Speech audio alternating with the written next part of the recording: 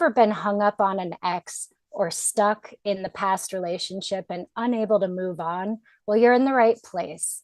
Hi, I'm Whitney Cobrin, a dating and relationship expert and love coach. And today I'm going to tell you how you can let go of the past and finally move on. What if they all right? Baby, can we still shine? Tell me that we'll be fine. Always still the love. Hey, what if they all right? Baby, can we still shine? Tell me that we'll be fine. Always still the love. Yeah. What if they all right? Still shine. Tell me that we'll be fine. Always still the love. What if they all right? Baby, can we still shine? Tell me that we'll be fine. Always still the love. Oh, what if they all right? Hello, Baby, welcome, can welcome we back. still So, shine? today we're going to be talking about how to let go and move on. And this is so important. Let's think about what will happen if you don't let go. If you don't let go, you can't move on. Maybe there wasn't a happy ending from what happened in the past, but you're going to be stuck in that unhappy ending rather than being able to close that loop and be able to move on and start a new story that could have a happy ending. And we're going to look at today why it's so hard to move on and what you can do about it to actually be able to move on. So, the first thing that I want to talk about is why it's so hard. And if you've ever seen this image, I know in my psychology textbooks it was always in there, but the iceberg, where there's a little tiny tip of iceberg above the water, but a big, huge iceberg underneath the water. Well, that is your mind. And the little tiny tip that is above the water is our conscious mind, what we are aware of, what our conscious decisions are. This is where you make goals and decisions about your life.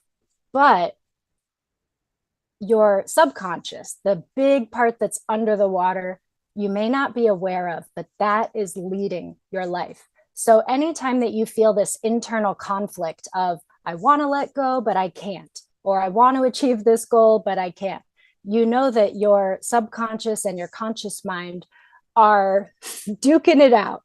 So there is a battle happening between what one wants and what the other one wants. And our subconscious mind is programmed to keep us safe. That's why it's so hard to reach a challenging goal, because your subconscious mind will think about all the dangers. Well, what if I make a ton of money and then people want things from me? Or what if I make it and lose it? Or what if I try really hard and I fail? All of these fears will hold us back and keep us stuck and keep us in our comfort zone. And it's a very similar thing happening when we are stuck in the past. Our minds, our bodies, we get programmed just like computers, right? I don't know if you realize this, we have created computers in our image. We have a lot of the same defragmenting and processing. So let's think about it like that. When you were with that person or when you were experiencing that past event, it felt good. And you began to be programmed to want that thing, to need that, to enjoy that. Let's just assume it's a person. You're having a hard time getting over an ex. And so you're programmed by being around that person all the time that that's what you want, that is your everything. And then all of a sudden, let's say they're gone and it's over and you just can't move on. It's hard because deep down, you have these feelings that you want to stay attached, that there's hope of getting back together, that maybe this is the best you can ever do. And so the first step to being able to let go and move on is to acknowledge, what are your actual thoughts? What are you actually thinking about this? And you might have very contradictory thoughts of, I'm ready to move on and be with someone else, and I really miss this person and I wish we were still together. And just know that that's super normal to have these conflicting views. So, this is the first step. You want to ask yourself also, what is the payoff of still being stuck in this past? What am I getting from it? How am I feeling better, right? Justified. So this might look like if I'm hung up on the past and I'm asking myself, what's the payoff? Maybe if you have kids, you really are trying to be with that person still because there's kids involved and you really want them to have the family. Maybe you just have really positive memories, and now in your current life, you're not having those happy, positive memories. So you are still wanting what was in the past.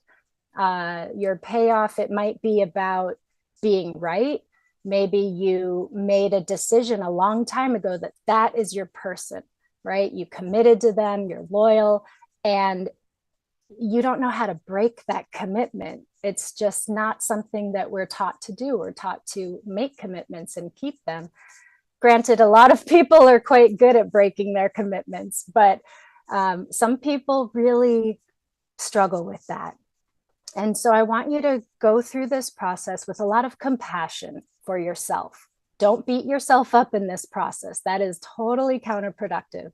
We want to be able to sit with the thoughts and then sit with the feelings. So when you are thinking about this, it might bring up uncomfortable thoughts, negative feelings. You might want to cry, you might get angry. But instead of just going around those or shoving them down or ignoring them or going and relying on your favorite coping mechanism, drinking, smoking, shopping, whatever it is, instead, you want to sit with that emotion. So sitting with it means that you focus on it, you feel it, you let it give you all that feeling that you really kind of want to ignore. This is the first step, is just sitting with it. And then we can't just let go, right? If you've talked to other people and friends and family, they might just say, well, just let it go, move on, come on, let's go.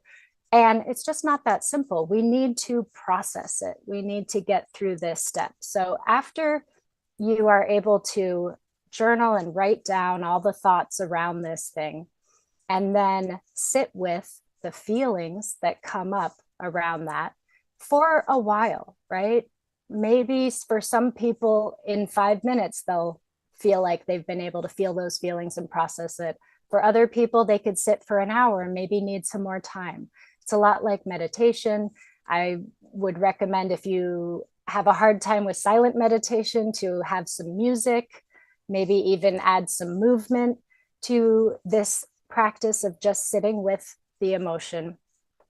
And then you want to think about, of all those thoughts that came up, which ones are you ready to let go of?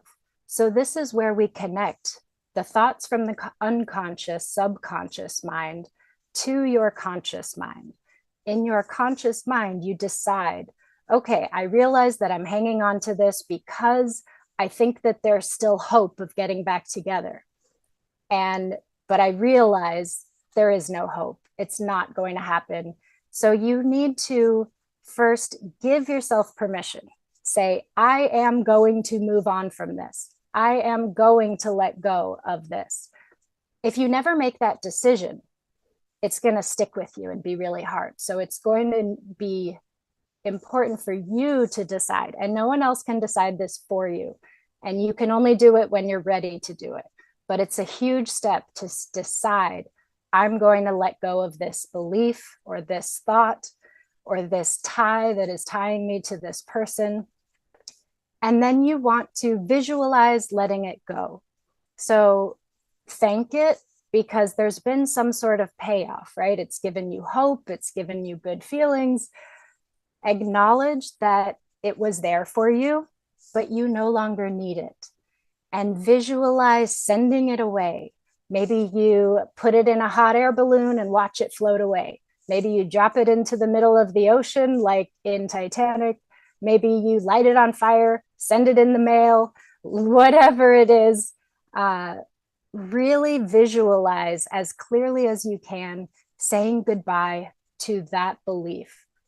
Another thing that you can do to make this more physical is to find an actual object that represents that person. Or maybe you just write on paper and let that paper represent this tie that's keeping you stuck and in the past, and then destroy it, rip it up. If you could safely, in a safe place, light it on fire, let it go. There's a symbolic gesture to this, but it really does help us align what we're conscious of and what we're not conscious of. So we want to acknowledge what the feelings and thoughts are that are keeping us tied to it. Sit with that for a while, feel it, let it fully incubate and fully give you the message that it needs to give you, rather than pushing it down. Even if you have felt this a lot over years or months, it's important that you consciously decide to sit with that and then make a decision that you're ready to let it go, that you're ready to move on, state it out loud, and then visualize sending away this old tie. And then bring your attention to your heart and imagine your heart just coming back together and sealing up and healing. Imagine giving this healing energy to your heart. And when it comes to our energy, where your attention goes, your energy flows. So just imagining and putting your attention on your heart will allow your energy to go to your heart space, and just giving yourself some soothing touch, holding yourself, giving yourself a hug can be very nurturing when you're going through this kind of difficult letting go process. But you want to absorb all of the healing energy that you can, because it depends how you look at this. If you look at it like, oh my gosh, I'm letting something go, I'm so scared, I don't know what's going to happen, I need that, you'll be in this panicky state. And we don't want that. That's not going to be conducive to this healing process. So instead, bring all your attention to healing yourself and feeling good about this, being proud of yourself. You don't want to stay stuck in the past forever. Part of you does, but you know that there are better things out there for you.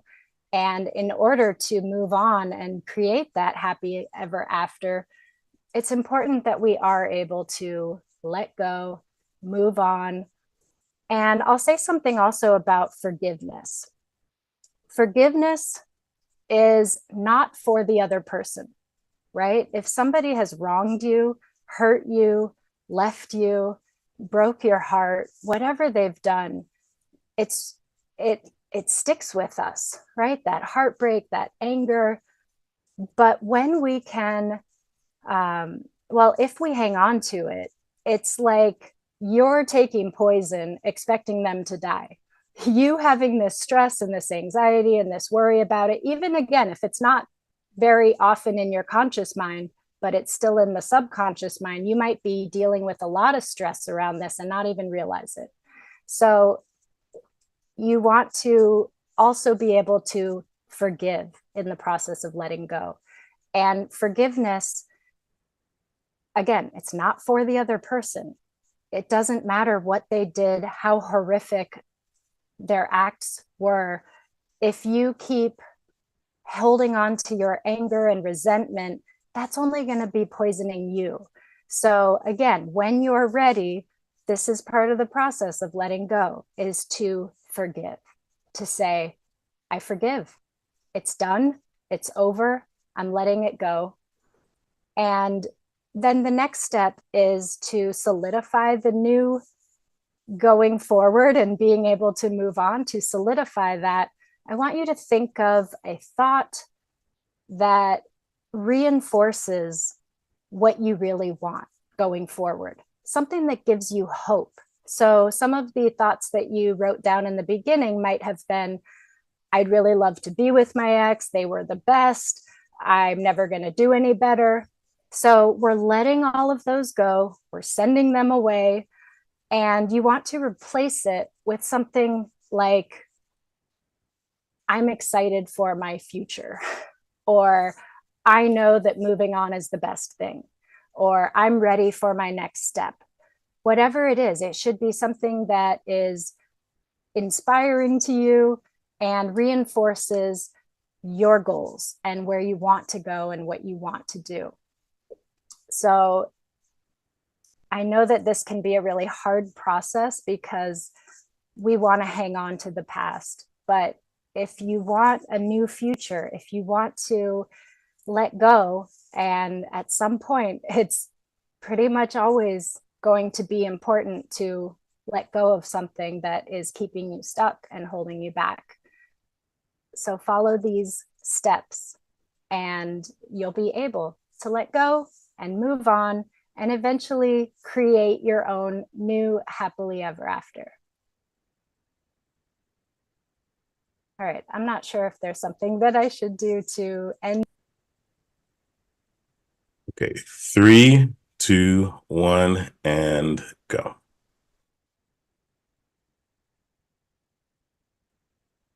If you enjoyed the program today and got some benefit out of it, I would love to hear from you. You could reach me at my website, whitneykobrin.com. That's WHITNEYKOBRIN.com. And for ladies who are looking to improve their love life, their self-love, their dating, their relationship, I invite you to download my app. It's called Love Coach in My Pocket, and you can find it on Apple and you could find it on the iTunes Store and Google Play Store.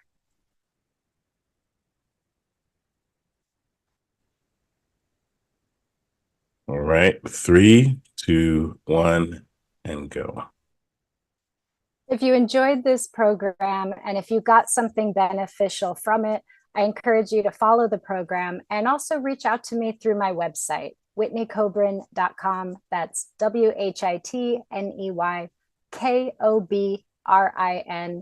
And if you are a lady who is looking for love or looking to improve your self-love or turn your love life around in some way, please download my app. It's Love Coach in My Pocket. And there are courses and community and lots of resources for you there.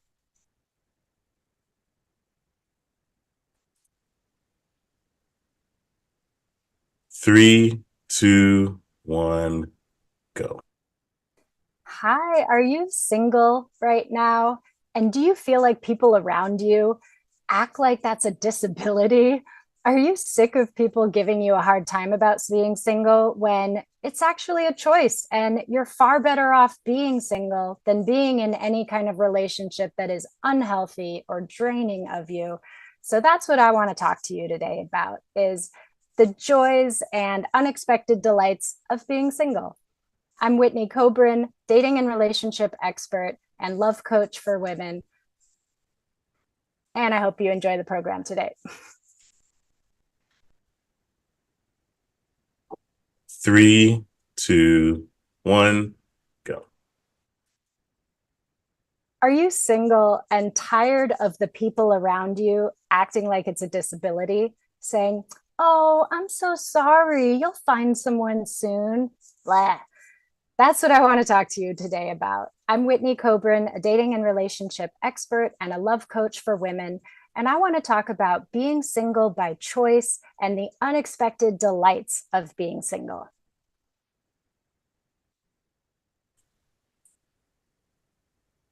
Three, 2, 1, and go. Hello, I'm Whitney Kobrin. Thank you for being here today. And I'm a love coach. I worked as a matchmaker. I work with a matchmaking company. I am all about love, and I love love, and I love helping people find happy, healthy, amazing, lasting relationships, reinvigorate their relationships. But I want to talk about the opposite of that today and talk about being single, because I've talked to a lot of single people over these years doing what I do, and not one of them enjoys other people feeling pity on them or acting like something is wrong with them, or, oh, honey, you're just being too picky. Just settle for someone. Or, telling you that maybe you're trying too hard and you just need to relax and let it happen. I will tell you that your perfect partner is never going to just show up in your living room when you're Netflix and chilling by yourself. No, it doesn't just happen for everyone. It does take some effort. It does take some work, and I bet you've tried the dating apps and websites.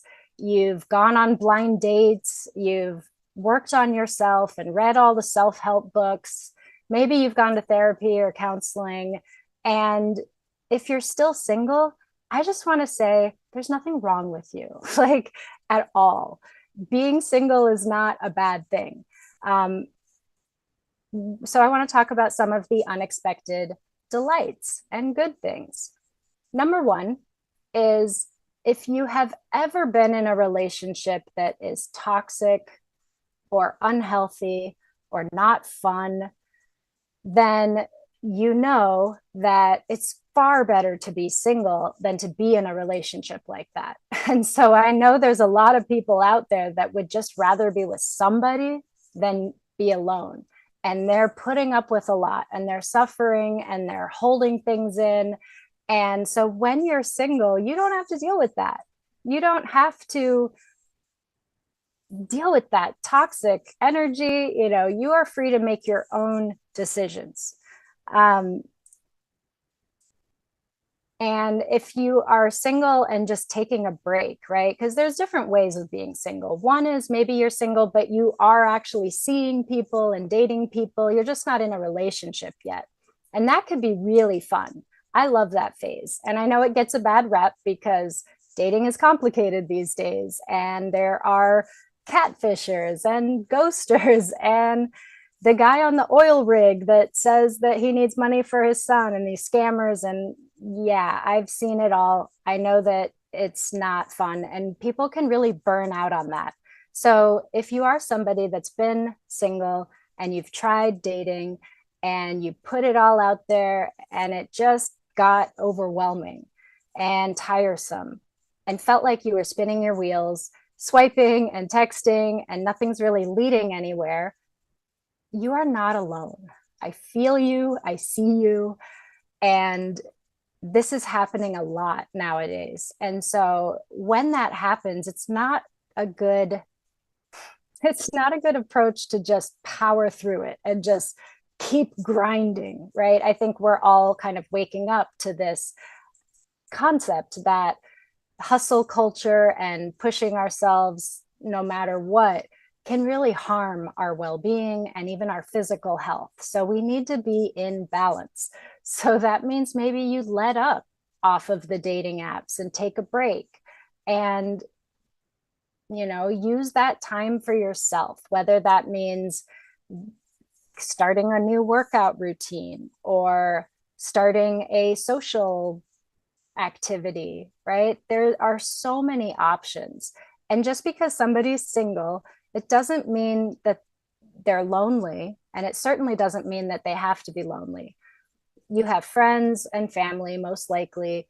If not, there are so many ways now to meet new friends, to just find things online, find events through Facebook events or Meetup or Eventbrite, and go out and meet some people and hang out with people. And you don't have to feel lonely being single. And if you are single and looking, I encourage you to not only go to singles events and like looking for that person. Be open to making friends. I know when I met my late husband, it was because I had made some new friends on Meetup, and then I started hanging out with them, and then they invited me to their friend's party, and then I met more people there, and it just kind of happened as this chain of events.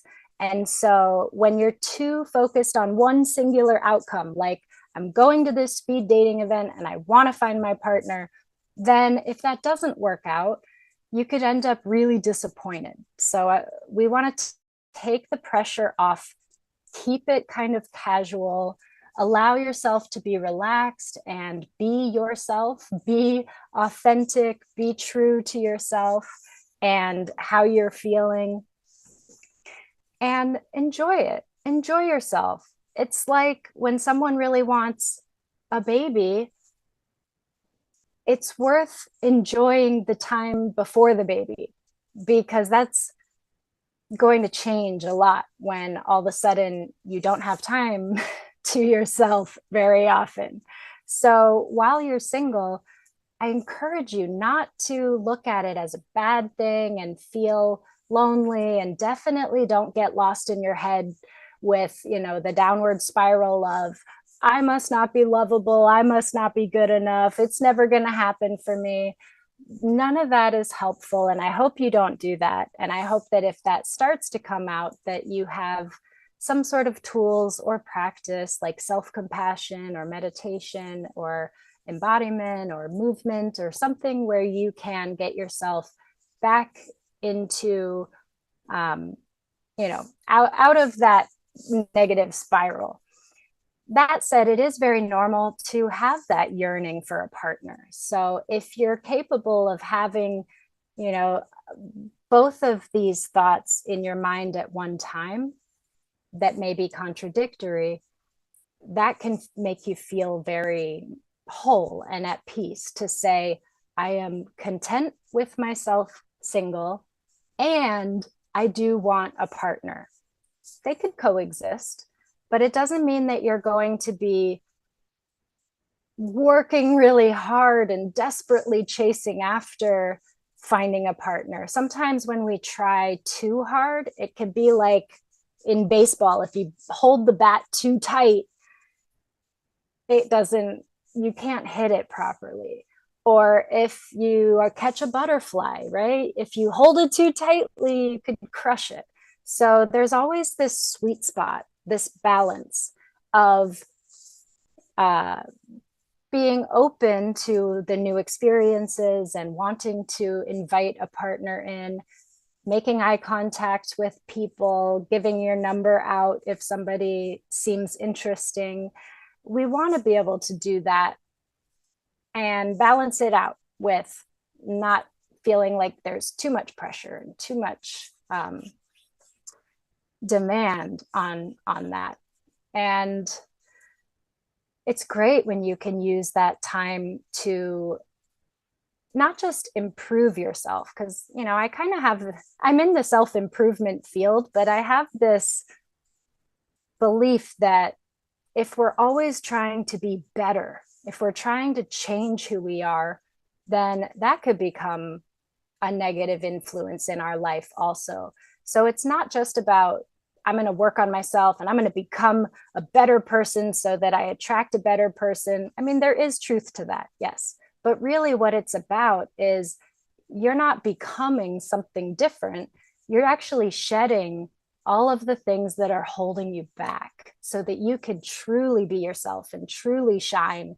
And that, in my opinion, is the goal of self-improvement, is to really be your best self, to be your most authentic self, to be able to release and get past our fears that keep us playing small and stuck in our comfort zone and afraid to, go talk to the cute person over there in the corner of the room.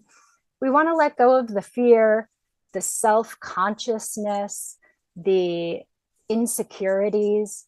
When we let go of those things, that's how you become a better person. That's how you improve yourself, because you can just be more agile in your world, more dynamic, able to go with the flow and run with the punches. And when you are called to show up or to be your best self, that you're less shut down or less encumbered.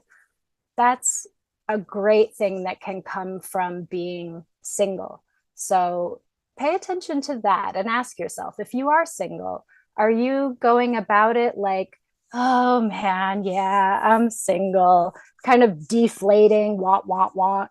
Or are you like, yeah, I'm single and I'm using this time to enjoy what I like and explore what I like and be my best self? And that is such a magical place to be.